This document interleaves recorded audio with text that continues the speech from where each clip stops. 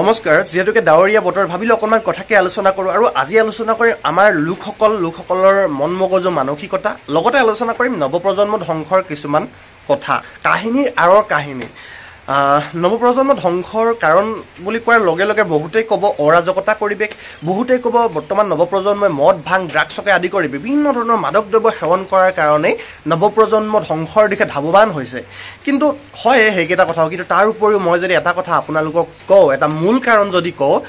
নৱপ্ৰজন্ম ধ্বংসৰ আঁৰতে আছে কিন্তু আমাৰ অভিভাৱকসকল এতিয়া এই কথাটো কোৱাৰ কাৰণে নাইবা আমি যিখিনি কথা আলোচনা কৰিম সেই কথাখিনিৰ কাৰণে হয়তো মোক বহুত অভিভাৱকে নাইবা বহুতখিনি লোকে বেয়া পাব বহুতে বিভিন্ন ধৰণেৰে সমালোচনা কৰিব বিভিন্ন কথা ক'ব মই জানো কিন্তু যিখিনি কথা মই ক'ম এজন নৱপ্ৰজন্মৰ যুৱক হিচাপে ক'ম যিখিনি কথা মই নিজে অনুভৱ কৰিছোঁ মোৰ মন মগজুৱে অনুভৱ কৰিছে সেইখিনি কথাহে মই আজি আপোনালোকৰ আগত ব্যক্ত কৰিম এতিয়া আমাৰ মানুহবিলাকৰ মানসিকতাবিলাক কেনেকুৱা ধৰণৰ হৈ পৰিছে সকলো এটা বস্তু স্বীকাৰ হৈ পৰিছে সকলোকে কেৱল মাত্ৰ চাকৰিহে লাগে আজি চাওকচোন কোনজন অভিভাৱকক তেওঁৰ ল'ৰাটোক বা ছোৱালীজনীক ব্যৱসায় হোৱাটো বিচাৰিছে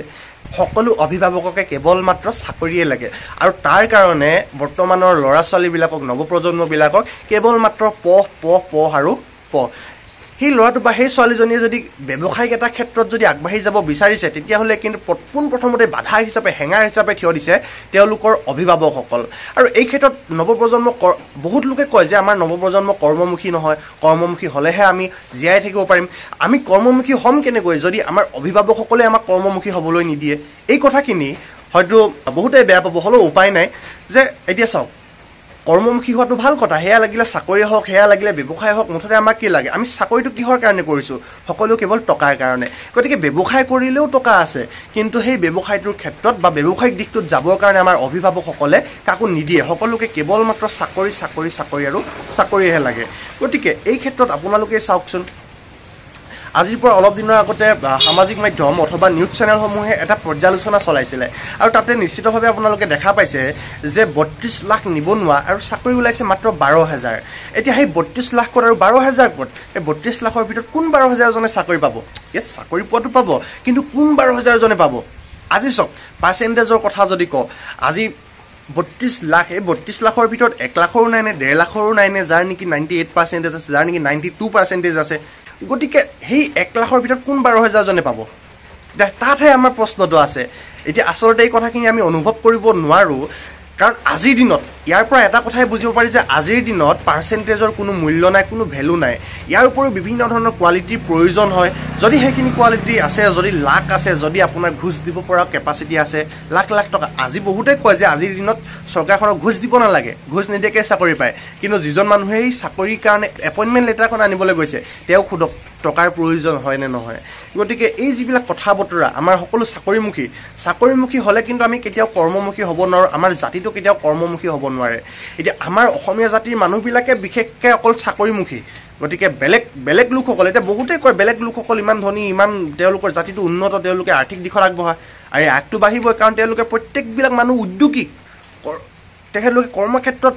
তেখেতলোকে ল'ৰা ছোৱালী হওক যিনে নহওক তেওঁলোকে কেৱল মাত্ৰ কৰ্ম কৰিবৰ কাৰণে দিছে নাইবা এই যিটো আমাৰ অৰ্থনৈতিক বা ব্যৱসায়িক দিশটো সেই ব্যৱসায়িক দিশটোত যাবলৈ দিছে আৰু আমাৰ মানুহবিলাক কেৱল মাত্ৰ চাকৰিমুখী এতিয়া চাকৰি বুলি যদি আমি সকলো ৰৈয়ে থাকোঁ যদি আমাৰ ৩২ বছৰ বয়স হয় ৩০ বছৰ বয়স হয় চাকৰি নাই তেতিয়া আমি কি কৰি খাম বা আমাৰ নৱপ্ৰজন্মবিলাকে কি কৰি খাব তেতিয়া কি হাজিৰা কৰিব যাব নাযায় আৰু ইয়াৰ মূলতে ভুল হৈছে বা ইয়াৰ আঁৰতে ভুল হৈছে আমাৰ অভিভাৱকসকলৰ এতিয়া যদি ক'বৰ কাৰণে যাওঁ আজি ব্যৱসায়িক দিশটো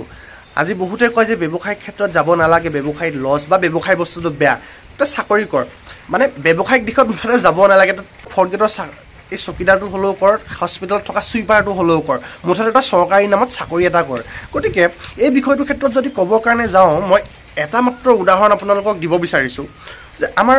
অসমৰ মুখ্যমন্ত্ৰী ডক্টৰ হিমন্ত বিশ্ব শৰ্মা ডাঙৰীয়াক হয়তো সকলোৱে চিনি পায় যে তেওঁ এজন ল'ৰা সততে সকলোৱে ডাইলগ বাজি কৰে যে তেওঁৰ ১৭ বছৰীয়া ল'ৰাটোক ১৮টা কোম্পানীৰ মালিক বনাইছে কিয় বনাইছে ১৭ বছৰ ১৮টা কোম্পানীৰ মালিক হিমন্ত বিশ্ব শৰ্মা খুদ মুখ্যমন্ত্ৰী কিয় বনাইছে ল'ৰাটোক তাত প্ৰশ্ন কৰিছেনে আপোনালোকে কৰা নাই ইয়াৰ মূল কাৰণটো মই কৈছোঁ শুনক তেওঁ মুখ্যমন্ত্ৰীয়ে যে এজন মুখ্যমন্ত্ৰী হিচাপে তেখেতে তেওঁৰ পুতেকক যিমান চৰকাৰী যি টপ ৰেংকৰ চাকৰি হয়তো সেইটোৱে দিব পাৰে SP বনাব পাৰে DSP বনাব পাৰে DC বনাব পাৰে তাতকৈও যদি ওপৰৰ ৰেংক আছে সেই ৰেংকত তেওঁলোকে চাকৰি দিব পাৰে কিন্তু দিয়া নাই কিয় তেওঁ যে 18টা কোম্পানীৰ মালিক বনাইছে পুতেকক কিয় কাৰণ ব্যৱসায়িক কৰিছে তেখেতেও জানে যে চাকৰি কৰি একো লাভ নাই বৰ্তমান সময়ত তেখেতেও জানে যে ব্যৱসায়িক কিমান লাভ আছে সেই কাৰণে তেখেতে নিজৰ পুতেকক 18টা এই 17 বছৰ বয়সত 18টা কোম্পানীৰ মালিক বনাইছে আৰু আমাৰ লোকসকলে তই চাকৰি কৰ মুখ্যমন্ত্ৰীয়ে কৈ আছে আমি 1 লাখ মানুহক গণি চাকৰি দিম আৰু আমাৰ মানুহে চাকৰি ল কিন্তু নিজৰ পুতেকক কিয় 18টা কোম্পানীৰ মালিক বনাইছে সেই কথাটো ভাবি নাচায় গতিকে এজন নৱপ্ৰজন্ম হিচাপে এটা কথাই ক'ব বিচাৰিম সকলো অভিভাৱকে যেতিয়া ল'ৰা ছোৱালীক নাইবা নৱপ্ৰজন্মক চাকৰিৰ কাৰণে ডিমাণ্ড কৰে যেতিয়া চাকৰি এটা পাবই লাগিব বুলি কয় তেতিয়া সেই ল'ৰাটো বা ছোৱালীজনী ডিপ্ৰেছনত যায় কেনেকৈ যায় এতিয়া পঢ়ি শুনি BA পাছ কৰি MA পাছ কৰি PhD কৰি যেতিয়া চাকৰি এটা হাতত নাথাকে তেতিয়া কি হয় 30 বছৰ বয়স হয় 32 বছৰ বয়স হয় তেতিয়া যেতিয়া কোনোবাই কয় ভাইটি তোমাৰ চাকৰি নাই তেতিয়া সেই ল'ৰাটো ডিপ্ৰেছনত যায় যেটো কাৰণ নেকি তেওঁৰ হাতত পইচা নাথাকে ব্যৱসায় এটা কৰিবলৈ যাবৰ কাৰণে ঘৰৰ মানুহে পাৰমিশন নিদিয়ে গতিকে এনেকুৱা ধৰণৰ কথা বতৰা বিলাকৰ পৰা আমাৰ মানুহবিলাক আঁতৰি থাকিব হ'ল আমাৰ মানুহবিলাক কৰ্মমুখী হ'বলৈ হ'লে আমি ব্যৱসায়িক দিশটো আকোৱালি ল'বই লাগিব আৰু চাকৰি পালে কালিলৈকে গুচি যাব কিন্তু যেতিয়ালৈকে চাকৰিটো নহয় তেতিয়ালৈকে ব্যৱসায়িক দিশটো কৰি এই ব্যৱসায় বাণিজ্যৰ দিশটো আমি আগবঢ়াই লৈ যাওঁচোন চাকৰি পালে ভালেই কথা